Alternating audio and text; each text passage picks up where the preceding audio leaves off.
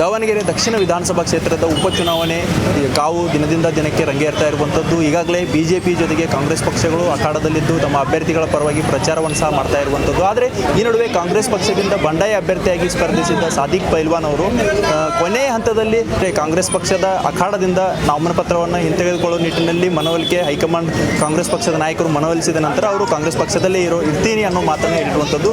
ಈ ಬಗ್ಗೆ ಮಾತನಾಡಲು ನಮ್ಮ ಜೊತೆ ಅವರ ಸಹೋದರರಾದಂಥ ಅಯೂಬ್ ಪೈಲ್ವಾನ್ ಅವರು ನಮ್ಮ ಜೊತೆ ಇದ್ದಾರೆ. ಅವ್ರನ್ನ ಮಾತನಾಡಿಸ್ತಾ ಹೋಗ್ತೀನಿ. ಚುನಾವಣಾ ಕಾವು ಹೇಗಿದೆ ಸರ್ ದಕ್ಷಿಣ? ಈಗ ಪತ್ರಿಕಾ ಮುಖಾಂತರ ನಿಮ್ಮ TV ಮುಖಾಂತರ ನೋಡ್ತಾ ಇದ್ದೀರಿ ಯಾವ ರೀತಿ ಚುನಾವಣೆ ಕಾವು ಇರ್ತದೆ ಅಂತೇಳಿ. 100ಕ್ಕೆ 100 ಸಮರ್ಥ ಮಲ್ಲಿಕಾರ್ಜುನ್ ಗೆಲ್ಲೋದ್ರಲ್ಲಿ ಅನುಮಾನ ಇಲ್ಲ. ಯಾವ್ಯಾವ ಕಾರಣಗಳು ಸಮರ್ಥ ಮಲ್ಲಿಕಾರ್ಜುನ್ ಅವರು ಗೆಲ್ಲೋಕೆ ಯಾವ್ಯಾವ ಕಾರಣಗಳಿರ್ಬೋದು ಅಂತ? ಕಾರಣ ಏನಪ್ಪ ಅಂತೇಳಿದರೆ ಅವರ ಅಜ್ಜ ಶಾಮನೂರು ಶಿವಶಂಕರಪ್ಪನವರ ಒಂದು ಸೌಹಾರ್ದತೆ, ಜನರ ವಿಶ್ವಾಸ.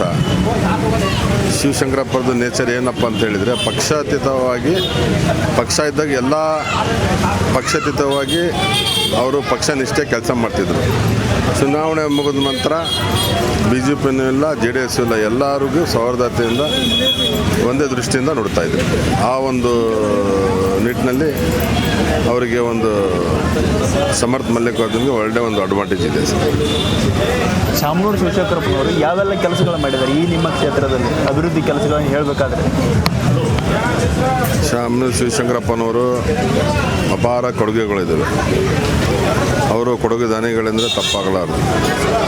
ದೇವರು, ದಿಂಡ್ರು, ದೇವಸ್ಥಾನ, ಮಸೀದಿ, ಚರ್ಚ್, ದರ್ಗಾ ಎಲ್ಲ ದಾನ ಮಾಡೋದ್ರ ಮೂಲಕ ಎಲ್ಲ ಸಮಾಜದವ್ರಿಗೆ ಹೆಂಗಪ್ಪ ಅಂತೇಳಿದರೆ ಈ ಕ್ಷೇತ್ರ ಸರ್ವ ಜನಾಂಗೀಯ ಶಾತಿಯ ತೋಟ ಅಂದರೆ ತಪ್ಪಾಗಲಾರದು. ಶಿವಶಂಕರಪ್ಪನವರು 1994 ಮೊದಲನೇ ಶಾಸಕರಾದಾಗ ಅದಕ್ಕಿಂತ ಮುಂಚೆ ನೀರಿನ ಹಾಹಾಕಾರ ಇತ್ತು. ಜನ ಕೊಡಪಾನ ಹಾಕ್ಯಂದು ಬಾತಿಗೆ ಹೋಗ್ತಾಯಿದ್ರು. ಅವ್ರು ಶಾಸಕರಾದ ಮೇಲೆ ನೀರಿನ ಆಕಾರ ದೂರವಾಯಿತು.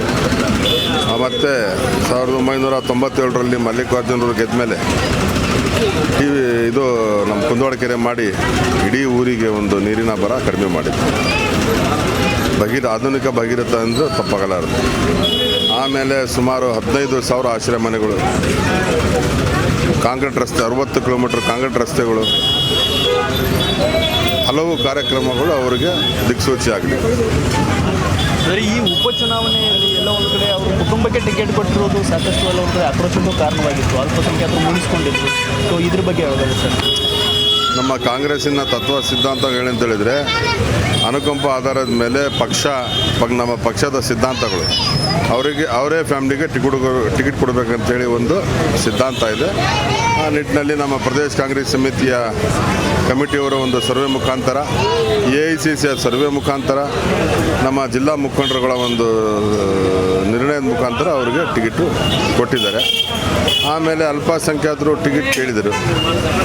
ಯಾಕಂತೇಳಿದರೆ 2018ರಿಂದ 23 ಟಿಕೆಟ್ ಕೇಳಿದ್ರು. ಬಟ್ ಪಕ್ಷ ತೀರ್ಮಾನ ಅಂತಿಮ.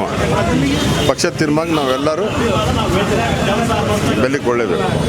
ಪಕ್ಷ ತೀರ್ಮಾನ ಅಂದರೆ ಅಲ್ಪಸಂಖ್ಯಾತರು ಕೇವಲ ವೋಟ್ ಬ್ಯಾಂಕ್ ಆದ್ರೆ ಅನ್ಸುತ್ತೆ ಕಾಂಗ್ರೆಸ್ಗೆ? ಹಂಗೆ ವೋಟ್ ಬ್ಯಾಂಕ್ ಅಂತ ಏನಿಲ್ಲ. ಇಲ್ಲಿ ಮೂಲ ಉದ್ದೇಶ ಈ ಕೋಮುವಾದಿ BJP ಪಕ್ಷಕ್ಕೆ ಯಾವ ಕಾರಣಕ್ಕೂ ಕ್ಷೇತ್ರ ಬಿಟ್ಕೊಡಬಾರ್ದು ಅನ್ನೋ ಉದ್ದೇಶದಿಂದ ಅಲ್ಪಸಂಖ್ಯಾತರು ಕೊನೆಯ ಗಳಿಗೆಯಲ್ಲಿ ಕಾಂಗ್ರೆಸ್ ಪಕ್ಷಕ್ಕೆ ಮತ ಚಲಾಯಿಸ್ತಾರೆ. ಸರಿ, ಮತ್ತೊಂದು ವಿಚಾರ, ಈಗ ನಿನ್ನೆ ನಿಮ್ಮ ಗಮನಕ್ಕೂ ಇರ್ಬೋದು ಅನ್ಸುತ್ತೆ, ಕಾಂಗ್ರೆಸ್ ಪಕ್ಷದ ಶಾಸಕನಿಗೆ BJP ಅವರು ಪೊರಕೆ ತೋರಿಸಿ ಕೆಲವೊಂದು ಕಡೆ ಅವಮಾನ ಮಾಡದಂಥ ಸನ್ನಿವೇಶ ನಿರ್ಮಾಣವಾಗಿತ್ತು. ಸೊ ಈ ದಾವಣಗೆರೆ ಇದನ್ನೆಲ್ಲ ನಿರೀಕ್ಷೆ ಮಾಡಿತ್ತಾ ಈ ಚುನಾವಣೆ? ಬಟ್ ಆ ರೀತಿ ಆಗಬಾರ್ದಾಗಿತ್ತು. ನಮ್ಮ ಮಾಜಿ ಮಹಾಪೌರರು ಅಜಯ್ ಕುಮಾರ್ ಅವರು ಸವಾಲೆಸೆದ್ರು, ನೀನು ಗಂಡಸು, ನೀನು ಆದರೆ ಬಾ ದಾವಣಗೆರೆಗೆ ಅಂತೇಳಿ. ಆ ನಿಟ್ಟಿನಾಗ ಪ್ರದೀಪ್ ಈಶ್ವರ್ ಸವಾಲು ಸ್ವೀಕಾರ ಮಾಡಿ ಬಂದಿದ್ದಾರೆ. ಅವೆಲ್ಲ ಚುನಾವಣೆ ಟೈಮ್ನಾಗ ಸಹಜ. ಅವೆಲ್ಲ ಆದರೂ ಒಬ್ಬ ಶಾಸಕರಿಗೆ ಆ ರೀತಿ ಮಾಡೋದು ಎಷ್ಟು ಸಹ?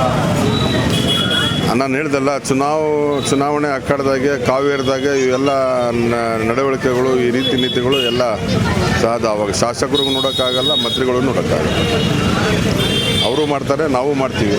ಬಟ್ ಅದು ಆಗಬಾರ್ದು. ಒಂದು ಒಳ್ಳೆಯ ಮೆಳಗುಲ್ಲ. ಚುನಾವಣೆ ನಗ್ತಾ ಸೌಹಾರ್ದತೆಯಿಂದ ಚುನಾವಣೆ ಮಾಡಬೇಕು. 9ನೇ ತಾರೀಕು ಚುನಾವಣೆ ಆಗುತ್ತೆ. ಮತ್ತೆ ನಾವೆಲ್ಲ ಅಣ್ಣ ತಮ್ಮಂದ್ರಂತೆ ಸೌಹಾರ್ದತೆಯಿಂದ.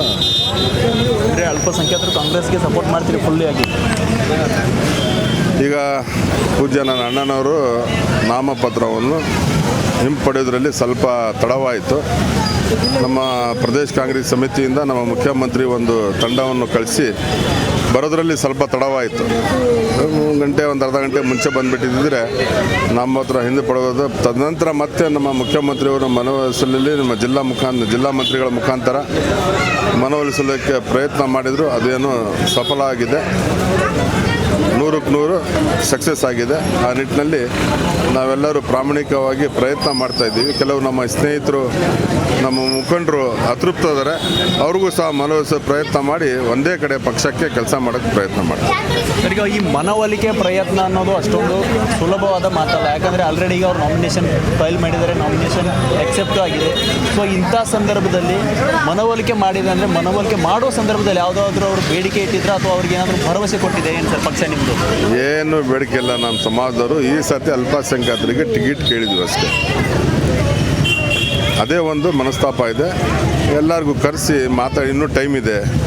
ನಮ್ಮ ರಾಜ್ಯ ಮುಖಂಡರುಗಳು ಬರ್ತಾರೆ, ನಮ್ಮ ಸಚಿವರು ಆದೇಶ ಕೊಟ್ಟಿದ್ದಾರೆ, ನಮ್ಮ ಜಿಲ್ಲಾ ಮುಖಂಡರುಗಳಿಗೆ, ನಮ್ಮ ಅಲ್ಪಸಂಖ್ಯಾತರ ಮುಖಂಡರುಗಳಿಗೆ ಆದೇಶ ಕೊಟ್ಟಿದ್ದಾರೆ. ಅವ್ರಿಗೆ ಕರೆಸಿ ಮನವೊಲಿಸೋ ಪ್ರಯತ್ನ ಮಾಡಿರಿ ಅಂತೇಳಿ ಮಾಡ್ತಾ ಇದ್ದೀವಿ.